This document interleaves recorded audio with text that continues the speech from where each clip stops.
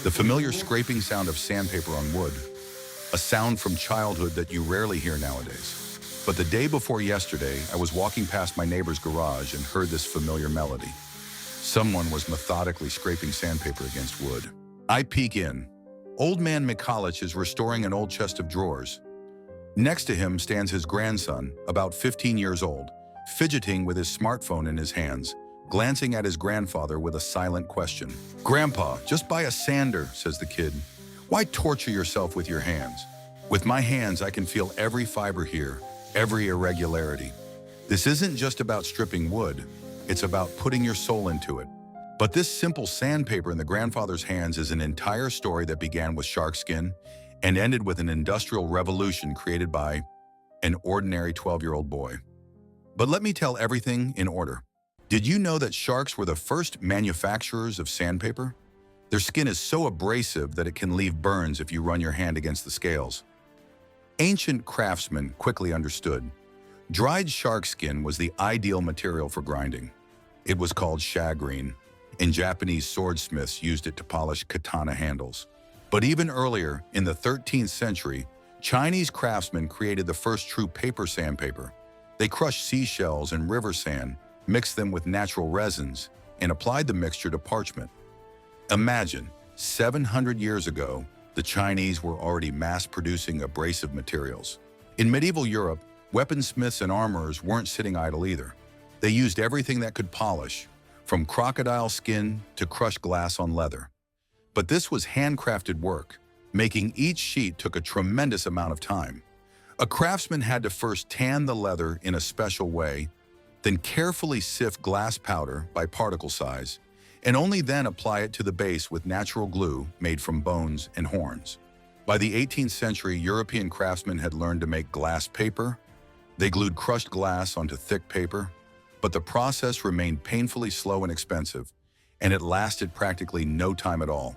Furniture makers suffered especially. They could spend weeks sanding a single piano or chest of drawers.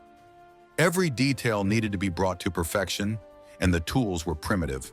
And here our hero enters the scene, a young Englishman destined to revolutionize the entire industry. 1825, London, the Oakey family. 11 children in the family, poverty. When John turned 12, his father made a typical decision for that time. It was time for the boy to earn money, and he apprenticed him to a craftsman who made pianos. Imagine this workshop, a semi-dark room, dust hanging in columns, and in the corner, a pile of poor glass paper that scratched wood more than it sanded it. John was assigned the most dreary part of the work. He had to cut thick paper into strips, coat them with glue, and sprinkle them with crushed glass. After drying, these strips had to be used to manually bring parts to their final finish. In those days, sandpaper production was quite a troublesome affair.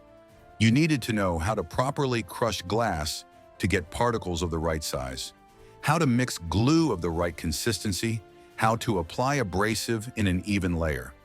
The slightest mistake, and the entire batch was ruined. But John Oakey wasn't the type to accept routine.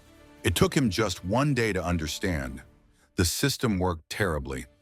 Glass dust held poorly to paper, quickly crumbled off, and the paper itself became soggy and tore from moisture. And then a revolutionary idea was born in the teenager's head. What if instead of paper, he used dense fabric? He brought cleaning cloth from his father's factory home, and instead of glass dust, he took granite dust from the same plant where his father worked. Granite is harder than glass, and most importantly, its particles are more uniform. After some time, he approached the master with ready samples.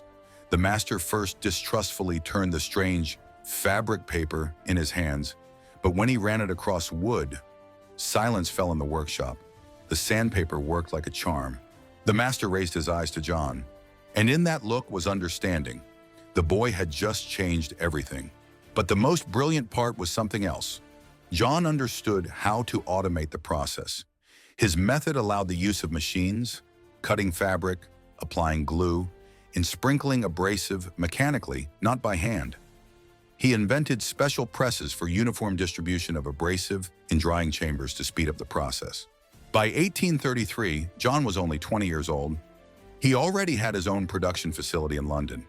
His company produced more than 30 types of abrasive materials of various grits, from coarse for primary processing to the finest for final polishing. He collaborated with furniture makers, blacksmiths, stone cutters, everyone who needed quality sanding. But Oki didn't stop at sandpaper. He developed an entire product line: wet and dry abrasives, polishing compounds, lead blackening, various furniture polishes. By 1874, the company already had 3 separate manufacturing facilities in London. Oki carefully guarded his secrets, especially the technology for making waterproof sandpaper, which he kept secret for many years. This technology became a real breakthrough. Now sandpaper could be used for wet sanding, which gave a smoother surface and reduced the amount of dust. John Oki's story isn't just a tale about invention. It's a lesson about how a child's mind, unclouded by stereotypes, can see a solution where adult specialists have been going in circles for years. But the most amazing part began afterward. Quality abrasives opened the door to dozens of other inventions.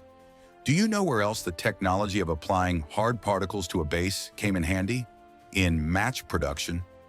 Yes, in 1855, Swedish inventor Johan Lundström improved safety matches by applying red phosphorus to the side surface of the box, essentially the same sandpaper, just with different filling. And in the early 20th century, the 3M company that makes tape began producing waterproof sandpaper specifically for the automotive industry. This was a revolution in the literal sense. Before quality sandpaper appeared, automobiles were painted in one coat, and the coating quickly faded and peeled. 3M's waterproof abrasives allowed the creation of a multi-layer system: primer, base coat, color coat, lacquer. Each layer was carefully sanded with wet sandpaper, which gave a perfectly smooth surface without scratches and dust. Brilliant lacquered bodies became possible precisely thanks to quality abrasives. 3M wet ordinary sandpaper became a reliable tool in automotive repair from the 1920s and remains so to this day. It was precisely this technology that allowed the creation of those shining automobiles of the 1950s and 60s that we see in films. Today, abrasives are used everywhere. Watch mechanisms, medical instruments, optical devices. Everywhere a perfect surface is needed, and everywhere work the descendants of that first fabric sandpaper invented by 12-year-old John Oki. The development of abrasive technology doesn't stand still. Modern synthetic materials, silicon carbide, aluminum oxide, diamond abrasives are many times more effective than 19th century granite chips. But the principle remains the same: hard particles on a flexible base, evenly distributed and reliably secured. The company John Oki and Sons still exists for more than 180 years. From a small London workshop, it has become an international corporation, and it all began with a 12-year-old boy who didn't want to put up with poor tools. If you, like me, treasure this living thread of craftsmanship connecting old man Mikulich, young John Oki, and us today, please like and subscribe to the channel. This is the best signal that such stories are important and needed. Quality sandpaper democratized craftsmanship. Now any person can achieve professional results, having patience and the desire to work with their hands. It's precisely this accessibility of quality tools that gave birth to DIY culture, the maker movement that's changing the world.